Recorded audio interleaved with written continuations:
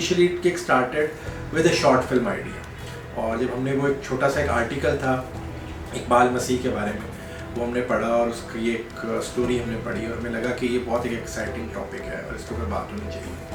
फिर निकलने का कि चले इसको इनिशिएट करते हैं और let's start research about it, क्योंकि ये एक तरह एक रियल इवेंट था और एक रियल इंसिडेंट था जिसके ऊपर हम बात करना चाह रहे थे। तो इसके ऊपर एक रिसर्च का प्रोसेस स्टार्ट हुआ। मेरा ख्याल है कि इसका सबसे एक्साइटिंग पार्ट इस पूरे प्रोसेस का, हालांकि सब पार्ट्स ही बड़े एक्साइटिंग होते हैं, वेदर इट्स राइटिंग प्रोसेस और planning, pre production, shooting, even post और promotions, but the most exciting part for me was at least और the maximum was the research. और रिसर्च भी ऐसे कि क्योंकि बहुत सारे जो है रियल इंसिडेंट्स पे और मतलब जो लोग मौजूद हैं शायद आज भी उनसे जुड़ा हुआ था, तो हमें इस बारे में जानना और उसकी खोज करना और उसके बारे में मालूमात हासिल करना बहुत ज़रूरी था, ताकि हम जो बात कहना चाह रहे हैं, जिस तरह से उसको प्रेजेंट करना चाह रहे हैं, और वो लोगों तक सही तरीके से पहुंच सके। तो हमने खैर वो सिलसिला शुरू किया रिसर्च का। उसमें हम ऑन बोर्ड लेकर आए जो 2 हमारे राइटर्स अली काज़मी और निर्मल बानो शामिल हैं। इसके अलावा कासिम फरीद जिन्होंने इसकी स्टोरी में सारा सपोर्ट किया। तो छेती छेती काम खत्म करो, बीमार होंदे पाने ना। बहुत कम पाकिस्तान से हमें कोई सोर्स मटेरियल मिल रहा था। बाहर बहुत से लोगों ने काम किया हुआ था, 2 किताबें पब्लिश हुई थी, इकबाल मसीह उनकी जो स्ट्रगल और एक्टिविज्म था। तो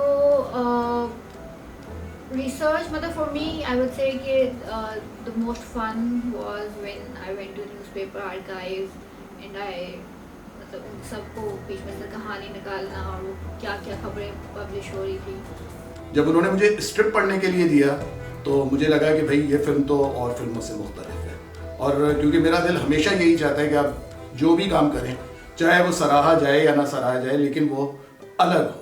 तो इस फिल्म की कहानी ने मुझे, जिसे कहना चाहिए, अपनी गिरफ्त में ले लिया। मैंने कहा जी मैं इसके ज़रूर जो आपके एडिशनल मुकालमे, जो थोड़े बहुत मुकालमे एक कैरेक्टर के, मैं ज़रूर लिखूंगा।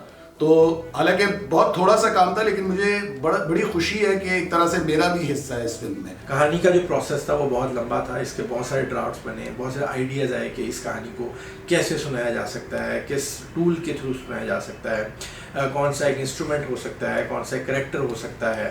तो इधर couple of ideas we keep on discussing and exploring, और फिर हमें एक समझ आई चीज़ कि why not tell this story through a third persons perspective. और एक शहबाज का कैरेक्टर, शहबाज भट्टी का कैरेक्टर हमने इंट्रोड्यूस किया, और एक वर्ल्ड ऑफ न्यूज़पेपर्स जो है वो हमने इंट्रोड्यूस की कि जो है एक जो छोटे से अखबार में एक रिपोर्टर है और वो उसके ऊपर उसकी कवर कर रहा है स्टोरी को, और how he encounter different people और वाक़यात और चीज़ें उसके सामने कैसे अनफोल्ड हो रही है ये सारी कहानी। जैसे कि हम वो कहानी देख रहे हैं वैसे ही वो किरदार वो कहानी देख रहा है। इसका एक और इम्पॉर्टेंट एस्पेक्ट है इसका म्यूज़िक। ये एक म्यूज़िकल फिल्म नहीं है गो के, लेकिन ये कि इसमें फिल्म में 3 गाने हैं और मेरा ख्याल तीनों गाने बहुत इंपॉर्टेंट है। ये तीनों गाने एक सिचुएशनल सॉन्ग है जो कि कहानी को आगे बढ़ने में या उस सीन का मैसेज कन्वे करने में या उस बात को कहने में जो हम शायद डायलॉग्स के थ्रू या विजुअल्स के थ्रू नहीं कह पा रहे, वो कहने में बहुत मददगार साबित होते हैं। और ये मुख्तलिफ पॉइंट ऑफ टाइम्स पर आते हैं फिल्म के अंदर।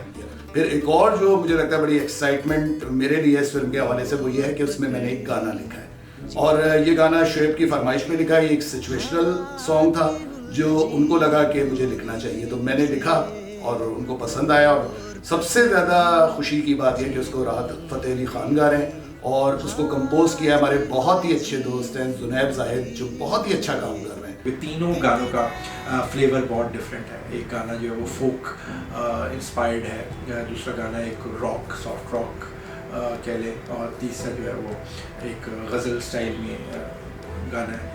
तो I hope that you all will like it and enjoy it.